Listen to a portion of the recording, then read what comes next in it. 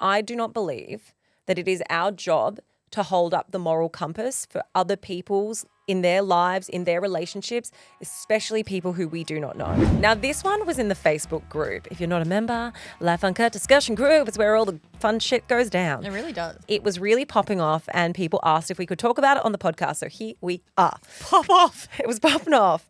I'm in a tough, it's also to do with cheating. So there's, It's the flavour of the month. well, unfortunately, it's just something that so many people go through, right? The flavour of life. I'm in a tough situation and need some advice.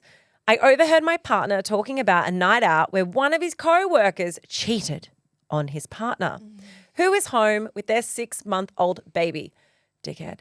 I feel awful for the woman and want to tell her, but I don't know her partner or her very well, and my partner would be furious if he knew I was eavesdropping. On top of that, if I say something, it could put my partner in a difficult position since the cheater is connected to management. I can't shake the feeling that I need to do something, but I'm worried about the consequences for everyone involved. What should I do? We did get some additional information on this. So the woman's partner who was having the conversation, he works in FIFO and he was very disturbed about this news when he heard that the co-worker said he was cheating. Yeah, so he wasn't like high-fiving No, him and no. like, good on you, bro, like get that pussy. Sorry, is that how guys talk? That's how I picture them talking. In my head, that's men. I also pictured her up against the wall, like with a glass, like eavesdropping, like trying to hear the information. This is tough, but not tough. Every part of me is like, yes, like Girls' code. girls' code, tell her. But the truth of it is I probably wouldn't. You don't know them. I know it sucks, but you don't know them. And it could directly, if it's your partner's boss, it could directly affect his work. Like, it's a pretty big thing. It'd be different if it was one of your best friends or a close friend, but if you literally don't know either of them, you overheard one half of a conversation, not the other half.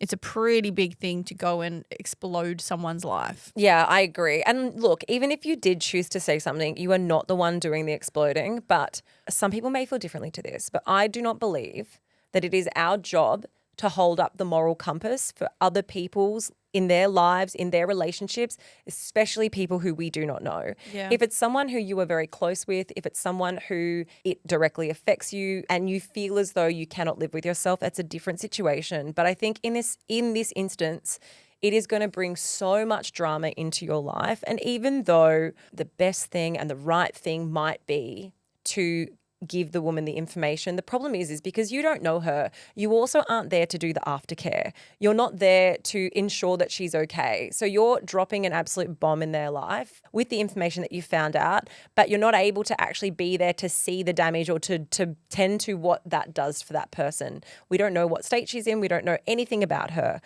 I just don't think I would be inviting this sort of drama, toxicity, the way in which it's going to affect your relationship with your husband, the way in which it could affect him at work into my life. I think that the risks for you far outweigh your responsibility in this situation. I would not be able to not talk to my partner about it. Yeah, you have to talk to him. I would be like, Sozzy, I overheard him smashing pussy. was under the bed at the time of the conversation. I heard about the pussy. No, I would have to say that. I could not keep that to myself and go about my day. And I think, like, if he's your partner, he's not going to kick off that you accidentally overheard a conversation unless it was in a really private place where you had to, like, sneak there. Like, if it's in the men's change room at the gym. Like, don't own up to that shit. Take that to the grave. Yeah, I'd ask him about it because you do only have one side of the story. He might have hung up the phone call and been on the phone to someone else. You don't even know. Like, there are so many variables here. You haven't seen any proof. You've heard one side and you don't know them. So curiosity would get me and I would want to know more. The other thing is and look, I mean, I know it comes with all good intention, but actually play this out in your head, right? If I received a message from someone who I have never heard from in my entire effing life and they said, hey, my husband works with your partner. I overheard him saying that he cheated on you. Like, hope you're okay or whatever it is. XO. And then I sat down with Matt and I said, hey, Matt, I've received this message from some person who I don't know and they've accused you of cheating on me. And then Matt turns around and says, Laura, I have no idea what they're talking about. She's crazy. Why is she trying to ruin our relationship? I love you. I would, of course, believe my husband. Because that puts a red flag in my brain. It would put a red flag in my brain, but like it wouldn't. A question mark. 100%, but it wouldn't be enough for me to leave him. It wouldn't be enough. All it would do would be it would create so much distress, but actually not enough distress for me to actually leave my husband. Do you know what I mean? Totally. So it's like you're not there to give enough of the information or enough of the aftercare that I actually just think it's super damaging without having like a good resolution to the problem and without actually allowing that person to have all the bits of information that they need. I don't know. I just think it causes way more problems than it needs to. I agree. It also like puts some questions in my head about how many times we do get questions. And this is just a curiosity thing, like Laura and producer Keisha. I don't know, you guys can chime in on this. Are there things that happen that you feel like you can't talk or ask your partner? Because sometimes when I get these questions, it really takes me by surprise because there's nothing that I wouldn't feel like I could talk to or ask Ben. I think everyone's relationship's very different. I think there's lots of people who have more privacy within their relationships or more ambiguity around things like finances or friendship groups. I think that there's no rules and every relationship is pretty different. No, of course. But I'm just asking how you guys, like if this was you and you had accidentally overheard this conversation. I know we joke about the men's locker room and stuff. It's obviously just you've walked past a door or something. But would you feel like you could approach them about this and say, look, sorry, but I overheard? Oh, yeah, absolutely. I would too, but I think that we get different variations of this, and it's usually where the person who needs to go to their partner and talk about something has done something wrong, you know, even if it's like 1% in comparison. It's like when people go through their partner's phone and they find out that they've been cheating on them and they're like, oh, but I feel bad about going through their phone, you know, because technically that's wrong too. Totally. So I think it depends on how wrong the thing that you did is versus what you found out. And also, we don't know how. When you say eavesdropping, she might have gone through his phone. Do you know what I mean? Like, it could have or been computer, like joint iPad, whatever. Or it was like a 45-minute conversation. So you can't be like, I just walked past and heard because you could have recorded it and she's going to do it like a podcast. She's got like a cup of tea at the door. She's like really sitting there settling in. Yeah, I mean, I get the feeling that it probably was some situation where she's seen messages or something. Do you know what I mean? Like, I don't know. Because like, if it was just overheard in passing, like... No, I think she overheard it. Otherwise, yeah, but the eavesdropping part is just so weird. Like, how were you eavesdropping? Why? Like, did your partner often have conversations with colleagues that you're not allowed to hear? Like, that's weird in and of itself, no? Maybe he was just on the phone and he had it on speaker or something. But then that's not eavesdropping. If someone... It is if you lurk.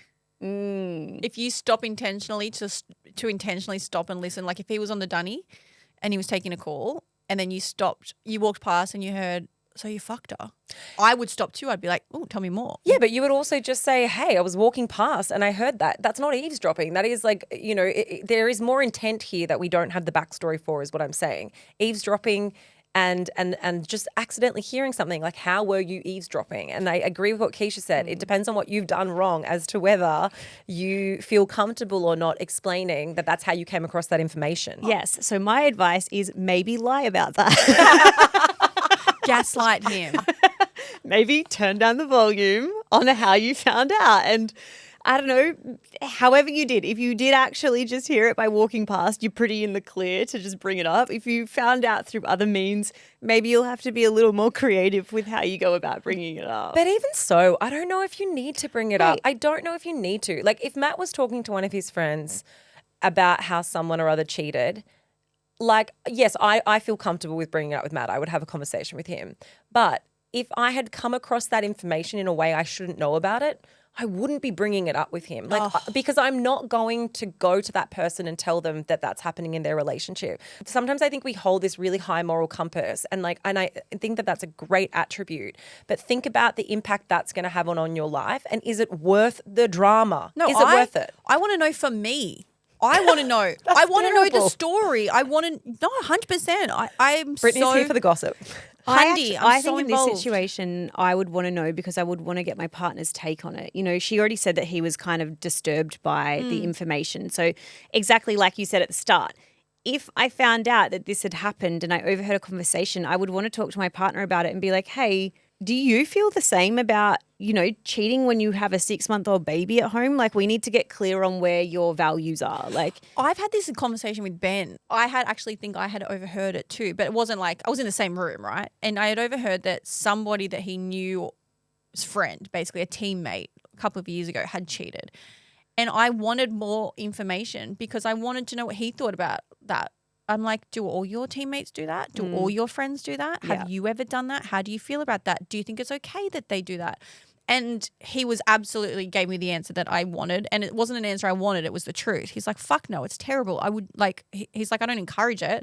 If anyone ever talks about it in a locker room or a training or whatever, he's like, I don't even contribute. But you know, cheating is out there and it happens. But that's why I would want to be having the conversation. Yeah, and I think in her particular situation, because he does do FIFO, like I just feel like there's this thing about FIFO where what happens on site stays on site. You know, there's a real like bros culture around FIFO workers, and I know a lot of them myself. And I'm not saying that they're all like that.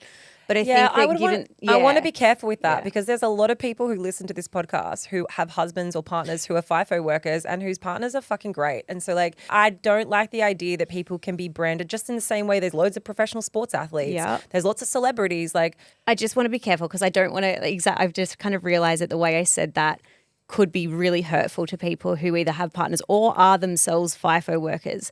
I'm not implying that you're all the same. What I mean by that is that when you spend time in those environments, you're spending like 12 to 14-hour shifts with these people. You're spending a lot of time around them. And I, as a partner, would want to know what the culture of those environments was like. That's why I would want to have a conversation about it, not because I would be accusing my partner of being exactly the same as this person who's cheated on their partner. Yeah, and it's obviously jobs where you work away, not just FIFO, but your periods away, doctors, pilots, whatever. Like I'm not people that work overseas in business, it doesn't matter. Obviously it presents you with opportunities to cheat, doesn't make you a cheater. Like you have more of an opportunity to cheat if you're in London for 4 weeks than you are if you are living at home in a 9 to 5.